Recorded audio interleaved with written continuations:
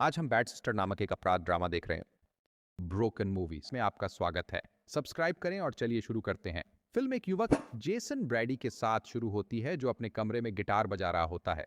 वह एक ब्लॉगर संगीतकार है। स्कूल खत्म हो गया है और जेसन और उसकी बहन जोई एक कैथोलिक बोर्डिंग स्कूल में जा रहे हैं। प्रिंसिपल उनका स्वागत करती है, सिस्टर रेबेका। इसी बीच स्कूल में एक और सिस्टर सोफिया प्रिंसिपल के ऑफिस से जेसन और उसके परिवार की ताक झांक कर रही होती है। सिस्टर रेबेका प्रिंसिपल के ऑफिस में लौटती है और उसे नमस्ते कहती है। रेबेका उसे याद दिलाती है कि सभी नन्स को स्कूल के नियमों का पालन करना चाहिए। सिस्टर रेबेका तुरंत सिस्टर सोफिया को एक टिश्यू देती है और उनसे तुरंत अपना मेकअप हटाने को कहती हैं। एक छोटी बातचीत के बाद प्रधानाचार्य सिस्टर सोफिया को चारों ओर घुमाते हैं। उसी समय सोफिया जेसन से मिलती है और जानती है कि वह उसकी नई कक्षा की शिक्षिका होगी। शिक्षक इसके बाद रेबेका सोफिया को अपना कमरा दिखाती है। उस कमरे में सोफिया अपने लैपटॉप पर जेसन का संगीत वीडियो देखती है, लेकिन जब वह देखती है जेसन जब लैपटॉप को चूमने लगती है, इसका मतलब है कि सोफिया पहले से ही जेसन को जानती है और आई है कुछ कुछ बुरे के लिए स्कूल में। वह खुद को रोक नहीं सकी, इसलिए वह चुपचाप स्कूल के छात्रावास में घुसती है और जेसन को गिटार बजाते और गाते हुए सुनती है। अगले दिन एक छात्रा जिसका नाम सारा है क्लास में जेसन से फ्लर्ट करती है। थोड़ी देर बाद सिस्टर सोफिया कक्षा में प्रवेश करती हैं। वह देखती है कि सारा और जेसन अच्छे दोस्त बन रहे हैं और उसे ईर्ष्या होती है। फिर सिस्टर सोफिया ने सारा को थोड़ा डरावने तरीके से डांटा। सारा ने सिस्टर सोफिया को याद दिलाया कि उसने अपनी सुबह की प्रार्थना नहीं कही थी। उस घटना के बाद जेसन और सारा स्कूल के यार्ड में अपनी बातचीत में लौट आए। सारा ने जेसन से सिस्टर सोफिया के कष्टप्रद व्यवहार की शिकायत की। हालांकि जैसे ही सारा और जेसन चुंबन कर रहे थे, सिस्टर सोफिया अचानक से एक क्रोधित नजरिए के साथ प्रकट होती है। उसने जेसन को क्लास में जाने का आदेश दिया और उसे सारा से दूर रहने की चेतावनी दी। बहन सोफिया ने फिर जेसन से अपने कमरे में आने को कहा। यह इसलिए था क्योंकि लड़कों को लड़कियों के कमरे में जाने की अनुमति नहीं थी, विशेषकर ननों के कमरे। जेसन सिस्टर सोफिया के कमरे में चला गया। उसने देखा कि दरवाजा थोड़ा खुला हुआ था और जब वह अंदर झांका तो वह देखकर चौंक गया। सिस्टर सोफिया ने अपना नन का वस्त्र उतार दिया था और सिर्फ चमकदार लाल अंडरवियर पहने हुए थी। सोफिया बहन ने जानबूझकर ऐसा किया था। वह तेजी से भाग गया। उस रात जेसन सो नहीं पाया। जेसन आकर्षक सिस्टर सोफिया के बारे में सोचे बिना नहीं रह पाया। उसने खुद को उसे जुनूनी तरीके से चूमते हुए कल्पना की।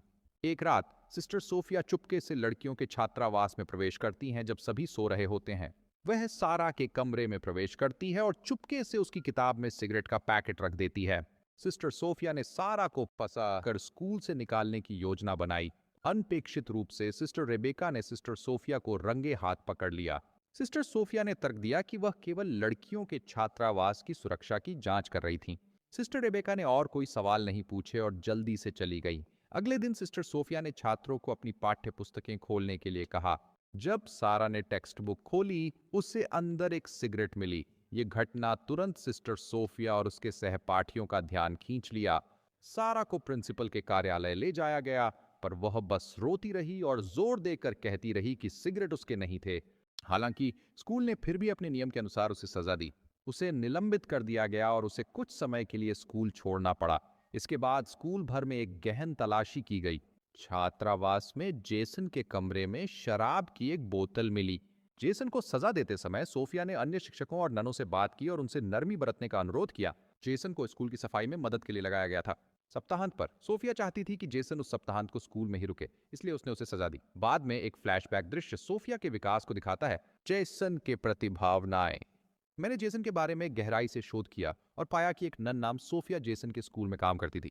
सोफिया ने नन से मुलाकात की और उसे वापस भेज दिया। उसने सोफिया का रूप धारण किया और जेसन के स्कूल में सफाई के समय वीकेंड्स पर आने लगी। जेसन और जोई दोनों रुके। सोफिया ने जेसन के साथ काम किया और उसे लुभाने की कोशिश की। उस रात जब जेसन अपने कमरे में सो रहा था, सोफिया कमरे में दाखिल हुई और चुपके से अपने फोन पर रिकॉर्डिंग चालू कर दी। उसे आभास हुआ कि कमरे में कोई है। जेसन जागा और था आश्चर्यचकित। बहन सोफिया जेसन के पास आती है और उसे कुछ अनुचित करने के लिए मनाने की कोशिश करती है। जेसन को एहसास होता है कि यह गलत है और प्रतिरोध करने की कोशिश करता है, लेकिन उसे उसके प्रलोभन का विरोध करना मुश्किल लगता है। आखिरकार जेसन लालच में आ जाता है और वे अंतरंग हो जाते हैं। अगली सुबह जेसन को हुई घटना के लिए गहरा अपराध बोध महसूस होता है। बाद में जब जेसन का कमरा खाली होता है, सोफिया अंदर आती है और जेसन के पसीने से भीगे कपड़े सूंघने लगती है। तभी जो वहां आती है और उसे हरकत में पाती है। सोफिया जॉय जेसन को डांटती है, पर जॉय जेसन को बताती है कि उसने क्या देखा। इस घटना को देखने के बाद सोफिया जॉय से नाराज होती है और परीक्षा में उसे कम अंक देती है। स्कूल के बाद जेसन अपने पापों की स्वीकारोक्ति करना चाहता है, लेकिन सिस्टर सोफिया के बारे में जानकर चौंक जाता है। नहीं, पुजारी नहीं, वह उसके साथ कबूलनामा सुनने जाएगी। वह कबूलनामे के बूथ में प्रवेश करती है, उसकी गोद में बैठती है और एक निजी क्रिया में लिप्त होती है। जेसन वीकेंड पर घर लौटता है, जहां सारा उसके पास आती है और उसे चूमने की कोशिश करती है। हालांकि लेकिन जेसन के मन में केवल सिस्टर सोफिया ही है, इसलिए वह सारा को चुंबन रोकने और पार्टी छोड़ने के लिए कहता है। जब वह पार्टी छोड़ता है, उसके हाथ में शराब की एक बोतल होती है। पुलिस जेसन को रंगे हाथों पकड़ लेती है। हालांकि सोफिया अचानक प्रकट होती है और उसे बाधित कर देती है। बाद में सोफिया उसे होटल ले जाती है और फिर से उसे लुभाने की कोशिश करती है। जेसन हालांकि उसे बताता है कि जो वे कर रहे हैं वह गलत है। सोफिया ने हमेशा उसके साथ रहने की इच्छा व्यक्त की, अपनी संपत्ति का जिक्र किया और सुझाव दिया कि वे पेरिस में खुशी से साथ रह सकते हैं। जेसन समझता है कि सोफिया के साथ फिर से सोने से वह अस्थिर हो गया है और क्रोध में उसे डांटता है क्योंकि वह उसके साथ रहना नहीं चाहता। वे होटल छोड़ देते हैं। जेसन सड़क के किनारे बैठता है और जोई से मदद मांगता है। जेसन के पिता जोई की ओर से बोलते हैं और जेसन के संगीत उद्यमों में उसका समर्थन करते हैं। जेसन स्कूल वापस आता है और अपने बिस्तर पर सोफिया को बेहोश पाता है। घबराहट में जेसन पहले मानता है कि सोफिया ने ड्रग्स की अधिक मात्रा लेकर आत्महत्या की कोशिश की थी। ये पता चला कि यह एक पूर्व नियोजित आत्महत्या थी। जेसन का ध्यान और सहानुभूति पाने के लिए एक मजाक। सोफिया की चालबाजियों को और अधिक सहन करने के लिए जेसन ने उसकी कार्रवाइयों की शिकायत पुजारी और स्कूल प्रधानाध्यापक से करने की धमकी दी। सोफिया ने बदले में सभी के सामने उनके निषिद्ध संबंध का खुलासा करने की धमकी दी। थोड़ी देर बाद जब सोफिया एक पाठ पढ़ा रही थी, सिस्टर रेबेका अचानक उसे बाधित करती है। स्कूल के प्रधानाध्यापक ने सारा से सामान्य रूप से कक्षा में उपस्थित रहने के लिए कहा क्योंकि सजा खत्म हो चुकी है। जेसन और सारा का संबंध फिर से करीबी होता जा रहा है और अक्सर दोनों को दोस्ताना माहौल में साथ देखा जाता है। इससे सोफिया को ईर्ष्या और गुस्सा महसूस हुआ। सोफिया सारा को हटाने की योजनाएं बनाती है। शाम को सोफिया महिलाओं के छात्रावास में चुपके से घुसी और सारा को शॉवर में पकड़ा। सोफिया ने सारा को तब तक पीटा जब तक वह गंभीर रूप से घायल नहीं हो गई। इसके बाद सोफिया ने साबुन जमीन पर गिरा दिया और नाटक किया कि सारा फिसलकर दुर्घटना का शिकार हो गई है।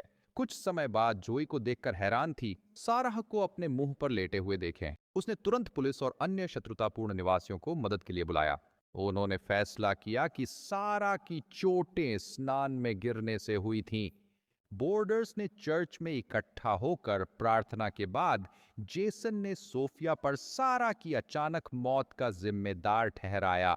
हालांकि एक संक्षिप्त वार्तालाप के बाद प्रधानाध्यापक सोफिया की बहन को आस पड़ोस दिखाने के लिए ले जाते हैं, भले ही वह वहां न हो। हालांकि यह सच था, सोफिया ने कोई डर नहीं दिखाया। वह गुस्से में आ गई और जेसन को उनकी अंतरंगता का वीडियो टेप दिखाकर धमकी दी। सोफिया ने फिर जेसन को चेतावनी दी कि वह उसके व्यवहार का खुलासा न करे, वरना सप्ताहांत पर जेसन और जोई को उनके माता पिता ने उठा लिया। सोफिया ने जेसन से मिलने का इरादा किया जब वह अपने परिवार के साथ था। उसने अपनी बहन रेबेका से अपनी चाची के अंतिम संस्कार में शामिल होने की अनुमति मांगी। जेसन और जो एक रेस्टोरेंट में उनके माता पिता के साथ रात का भोजन कर रहे थे जब सोफिया अचानक उनके सामने प्रकट हुई और उन्हें देखकर चौंक गए। जेसन के माता पिता ने सिस्टर सोफिया का गर्मजोशी से स्वागत किया और उन्हें रात के भोजन के लिए आमंत्रित किया। इस बीच सिस्टर रेबेका ने अस्पताल में फोन किया जहां सोफिया की कथित आंटी का इलाज हो रहा था। हालांकि अस्पताल के पास मरीज की बहन रेबेका के बारे में कोई रिकॉर्ड नहीं था जिसका जिक्र उसने डिनर के बाद किया था।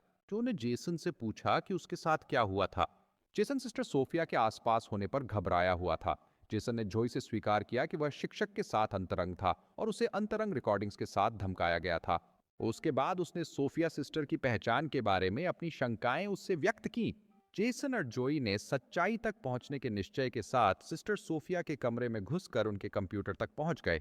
उन्होंने आखिरकार पता लगाया कि उसका असली नाम क्या था, लॉरा पैटरसन। लॉरा ने जानबूझकर अपनी असली बहन सोफिया को दूर भेज दिया। उसे घुसपैठ करने और पहुंच बनाने के लिए सिस्टर रेबेका ने सोफिया को अपने कार्यालय में बुलाया। सिस्टर रेबेका सोफिया के सभी झूठों का पर्दाफाश करने और उसे पुजारी के पास रिपोर्ट करने वाली थी। हालांकि जैसे ही सिस्टर रेबेका दरवाजे की ओर गईं, सोफिया ने अपना सिर टकराया और सिस्टर रेबेका गिर पड़ी और बेहोश हो गईं। जेसन और जो सोफिया की पहचान बताने के लिए दृढ़ सिस्टर रेबेका के कमरे में गए। जेसन और जो अंत में चर्च जाते हैं सोफिया को देखने के लिए, उन्होंने उसे बताया कि वे पहले से ही जानते थे कि वह कौन है और वे सिस्टर रेबेका को सूचित कर देंगे। परिस्थिति उग्र हो गई और सोफिया ने जल्दी से जोई को बेहोश कर दिया और जेसन पर आक्रामक हमला किया। अचानक सिस्टर रेबेका ने हस्तक्षेप किया और सोफिया को खींच लिया। अफरा तफरी का फायदा उठाते हुए जेसन ने अपनी जेब से एक पेचकश निकाला और उसे सोफिया को रोकने के लिए इस्तेमाल किया। 7 महीने बाद सभी छात्रों ने सफलतापूर्वक स्नातक किया।